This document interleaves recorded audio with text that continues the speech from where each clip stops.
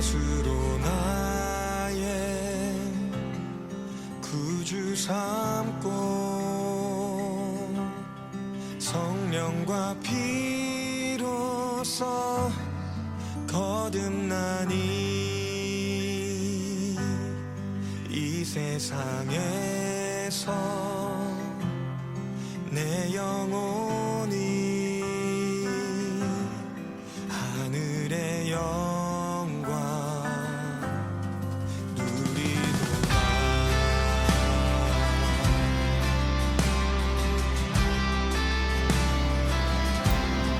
온전히 주께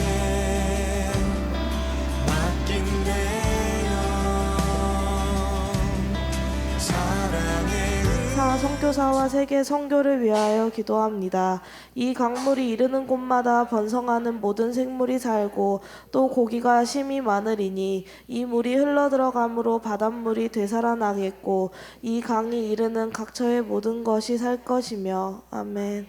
하나님께서는 에스겔에게 성전에서 나온 물이 죽었던 땅을 살리는 환상을 보여주시며 온 세상의 회복이 진짜 성전 되시는 예수 그리스도를 통해 이루어질 것을 가르쳐 주심을 봅니다.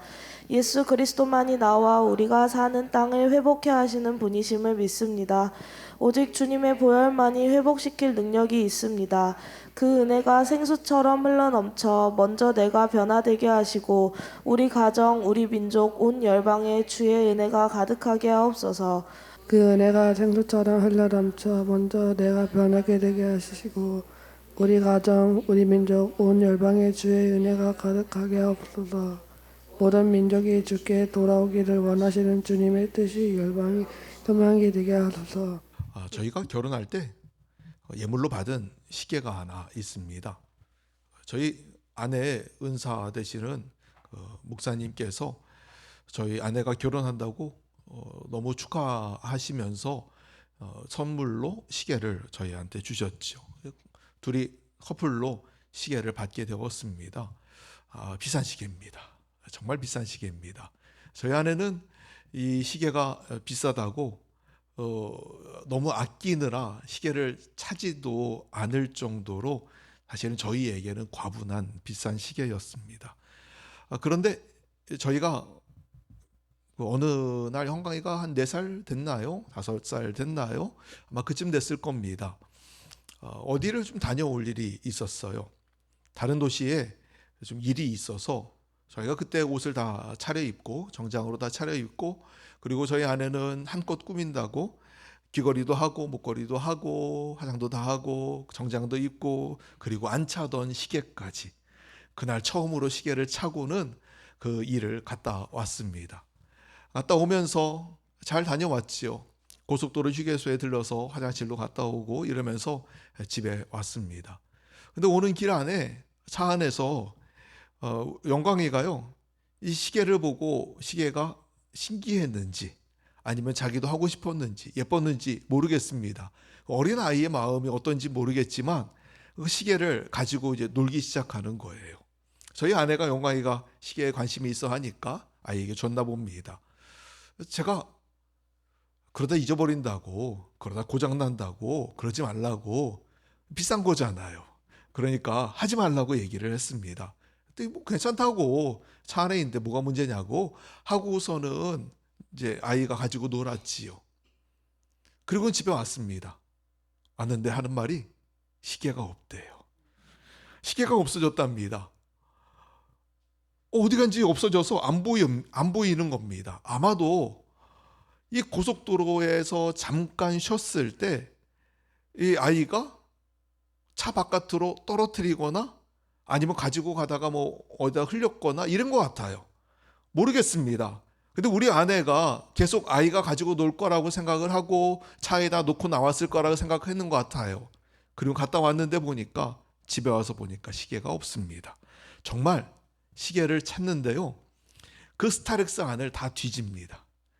의자와 의자 틈 사이부터 시작해서 바닥을 정말 오늘 10드라크마 중에 동전 하나 잃어버린 여자가 집안을 다 쓸어 담았다라고 얘기하듯이 그 차 안을 다 쓸었습니다. 정말 다 뒤졌습니다. 옷도 다 털었습니다. 가방도 다 뒤졌습니다. 깠습니다. 다 뒤져냈는데 시계가 없습니다. 그리고 완전히 잃어버린 거예요. 지금까지도 못 찾았습니다. 혹시 여러분 중에 스타렉스 찾아보시다가 시계 나오면은 주시면 감사하고, 한 10분 지났으니까 여러분 가지셔도 뭐라고는 안 하겠습니다. 그렇게 잃어버렸어요. 근데 뭐 이게 이야기가 하도 오래된 이야기라 저도 좀 가물가물해서 정확하지는 않지만 중요한 사실은 이겁니다. 언제 잃어버렸냐, 어떻게 잃어버렸느냐가 중요한 게 아니라 저희도 생각해 보니 내가 잃어버린 것 중에 비싼 게 뭐가 있을까 하고 생각해 보니까 시계가 생각났어요. 그리고 시계를 찾는 모습을 생각해 보니 딱 오늘 본문에 나오는 이 여인의 모습하고 너무 똑같았습니다. 그 바닥을 다 쓸어 담는 여자의 모습과 차 바닥을 다 뒤져가면서 시계가 어디 있냐 하고 찾는 저의 모습이 너무 똑같았지요. 결국 아직도 찾지 못한 시계.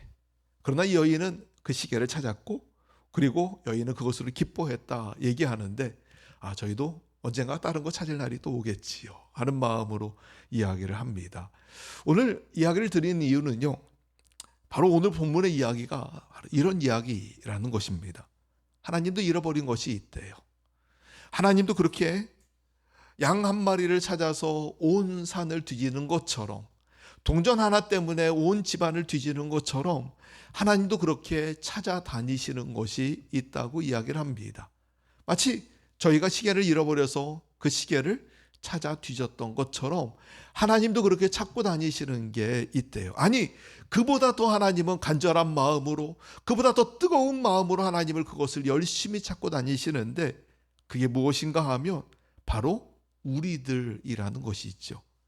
더 정확하게 말하면 우리는 이미 찾은 양이고요, 아직 교회 다니지 않는 사람들, 아직 예수 믿지 않는 사람들이 하나님이 찾아다니시는 잃어버린 양 한 마리, 잃어버린 동전 하나라고 말씀하시는 것입니다. 자, 그러면 하나님이 왜 그렇게 찾으시는 걸까요? 하나님이 왜 그토록 잃어버린 한 사람을 찾아다니시는 걸까요? 그 이유는 다름이 아니라 하나님이 우리를 너무나 사랑하시기 때문입니다. 하나님이 독생자 예수를 우리에게 주시기까지 너무나 사랑하시기 때문이지요. 요한복음 3장 16절에 하나님이 세상을 이처럼 사랑하사 독생자를 주셨으니 이는 그를 믿는 자마다 멸망하지 않고 영생을 얻게 하려 하심이라 말씀합니다. 하나님이 우리를 너무너무 사랑하셨대요. 복음 중에 복음은 하나님께서 우리와의 사랑에 푹 빠지셨다라고 하는 게 복음 중에 복음입니다. 스가랴 3장 17절 말씀입니다. 너희 하나님 여호와가 너희의 가운데 계시니 그는 구원을 베푸실 전능자이시라. 그가 너로 말미암아 기쁨을 이기지 못하시며 너를 잠잠히 사랑하시며 너로 말미암아 즐거이 부르며 기뻐하시리라 하리라. 아멘. 이 말씀 여러분 정말 놀랍지 않습니까? 제가 정말 좋아하는 말씀 중에 하나입니다. 너희 하나님 여호와가 너희의 가운데 계신다. 근데 그 하나님이, 전능하신 하나님이 우리 가운데 계시는데 그 하나님은 어떻게 하시는가 하면 우리로 말미암아, 저와 여러분을 말미암아 기쁨을 이기지 못하신대요.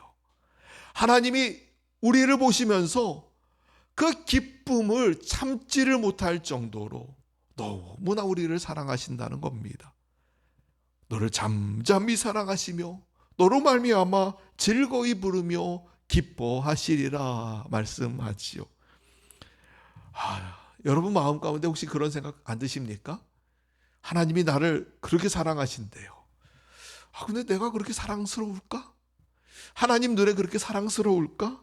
뭐가 그렇게 사랑스러울까? 혹시 그런 생각 안 해보셨습니까? 그런데 하나님이요, 우리를 너무너무 사랑하신답니다.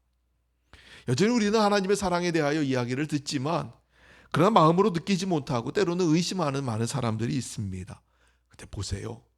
하나님은 저와 여러분을 사랑하셔서 독생자 예수를 주시기까지 사랑하셨습니다. 정말 알아야 할 것은 하나님이 우리를 사랑하신다는 거예요. 그렇기 때문에 그 하나님이 사랑하는 그 한 사람을 지금도 찾아다니시는 것이고, 그 잃어버린 영혼을 찾으실 때, 그들이 돌아올 때 하나님이 그것만큼 기뻐하시는 것이 없다고 말씀하는 것입니다. 하나님은 우리를 너무너무 사랑하시기 때문에, 우리를 사랑하시기 때문에 찾으실 때 기뻐하시는 것이지요. 오늘 본문에는 세 가지 비유가 나옵니다. 첫 번째는 잃어버린 양의 비유입니다. 어떤 양을 치는 사람이, 목자가 양 한 마리를 잃어버립니다. 100마리 중에 한 마리가 잃어버렸어요. 99마리는 잠깐 놔둡니다. 아마 다른 사람에게 맡겼을지 몰라요.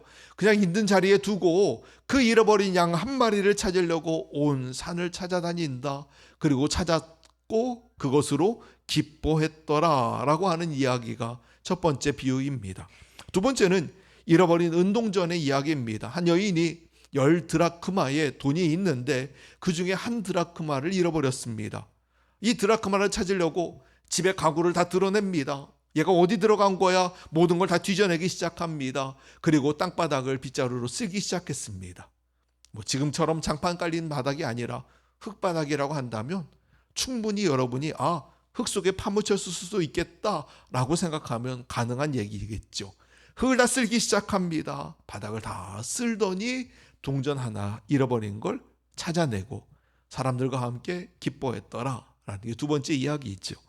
세 번째 이야기가 있습니다. 잃어버린 아들의 이야기입니다. 아버지에게 아들이 둘이 있었습니다.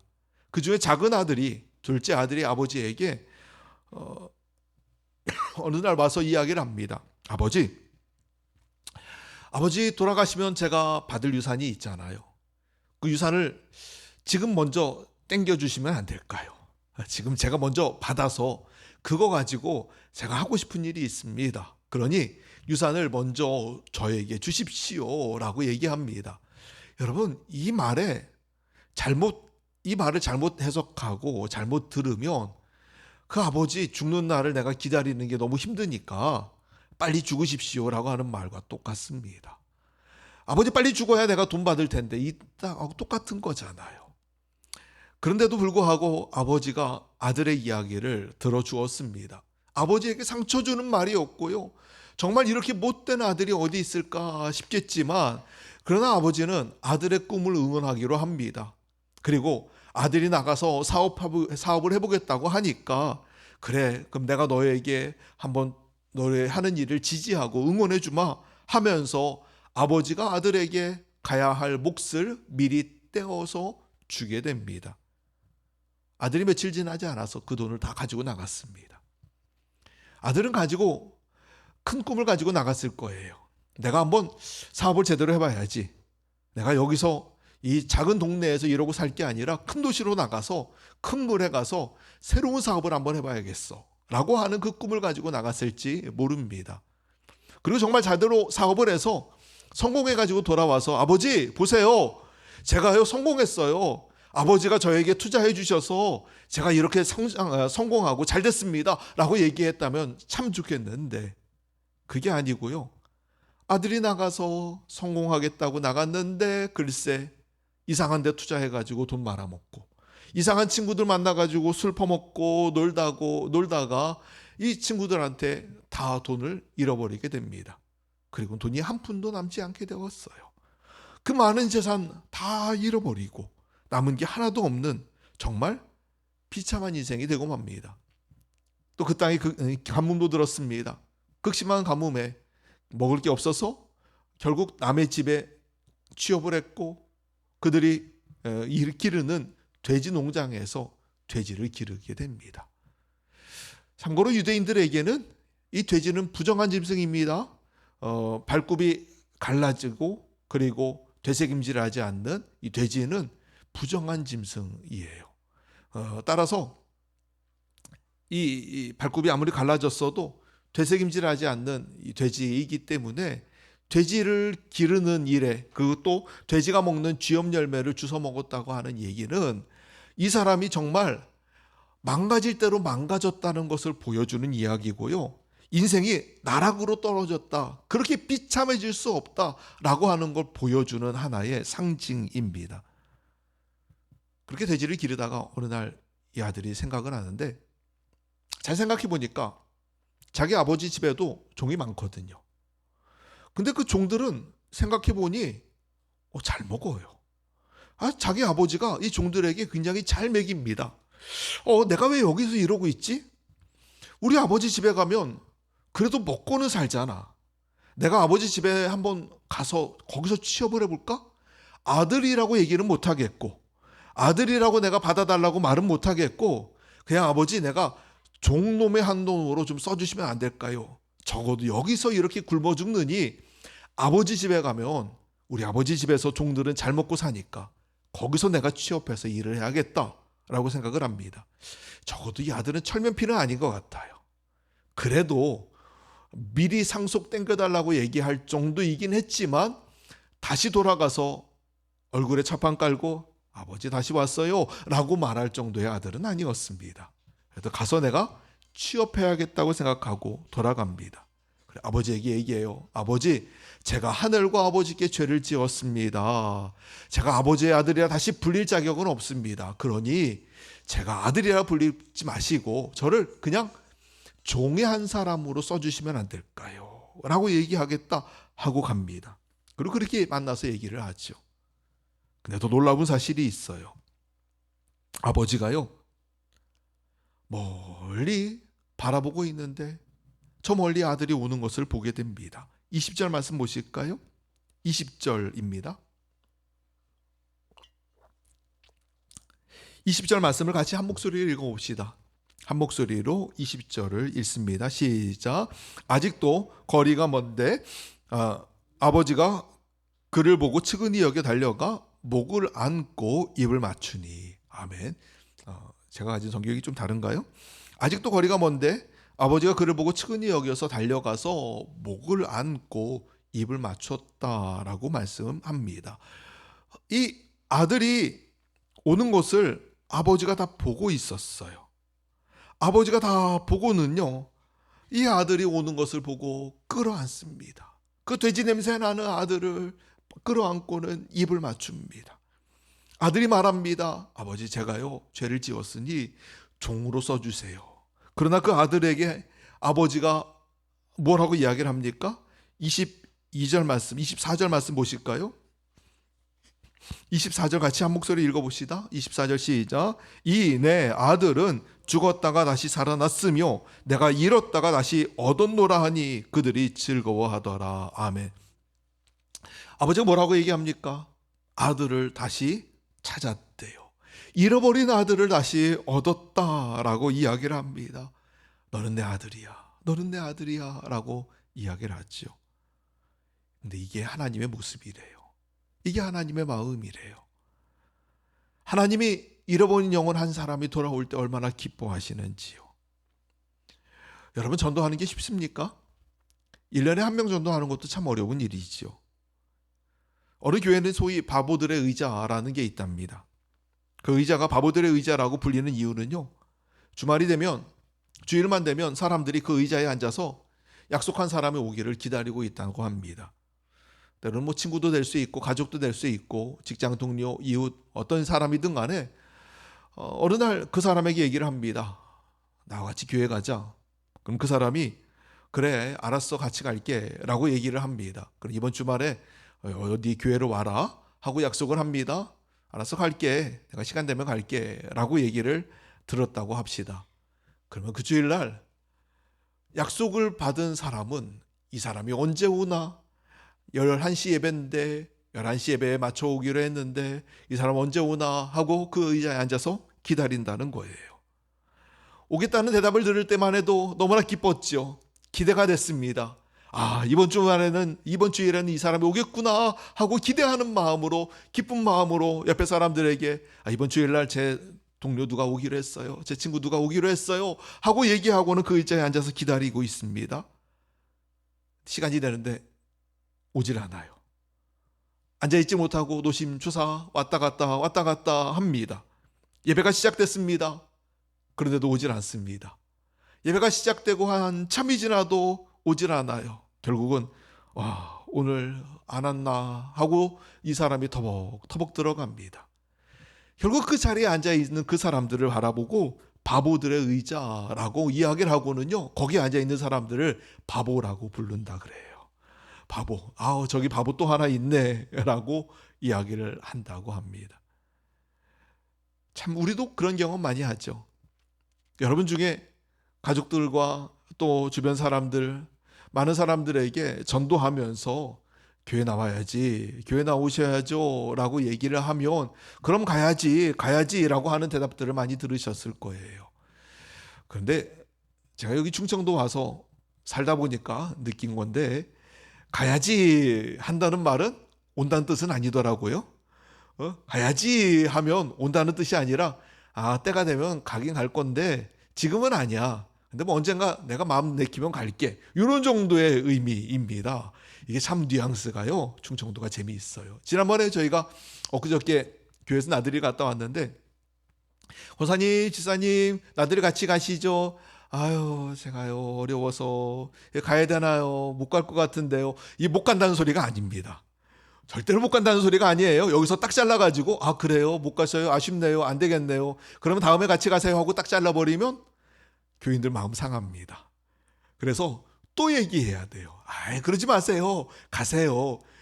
어려워서 그러지 마세요. 꼭 같이 가셔야 돼요.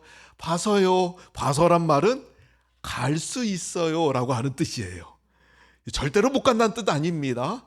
꼭 또 얘기해야 돼요. 당일날까지 권사님 같이 가세요 또 얘기해야, 못 이기는 척 나오시더라도 또 얘기해야 합니다.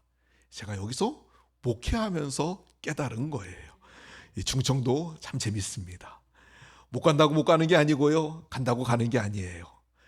만약 그냥 온다고 하면, 정말 오려고 하는 사람은요 아예 시간을 딱 정하고, 그러면 내가 몇 월 며칠 몇 시까지 거기로 갈게 라고 얘기를 하는 사람에게는 오는구나 라고 확신할 수 있습니다.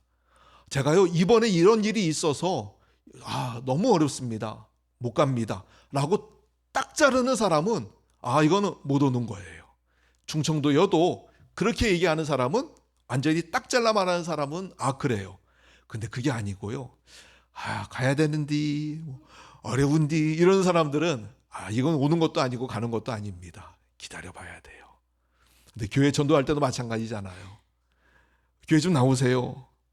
가야 되는데요. 그래? 이번에 올려나? 근데 그게 아니지요. 이번에 또 올려나? 근데 아직은 또 역시나예요. 우리가 이런 경험들을 수없이 합니다.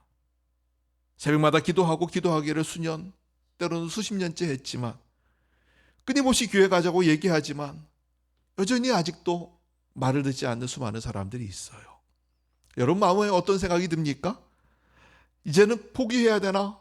그 마음이 들 때가 있죠. 이제는 포기해야 되나? 이제는 그만두어야 되나? 이제는 이 사람은 아닌가? 더 이상 기회가 없는 건가? 그 마음이 들 때도 있습니다. 근데 바라기는, 여러분 포기하지 마세요. 내려놓지 마세요.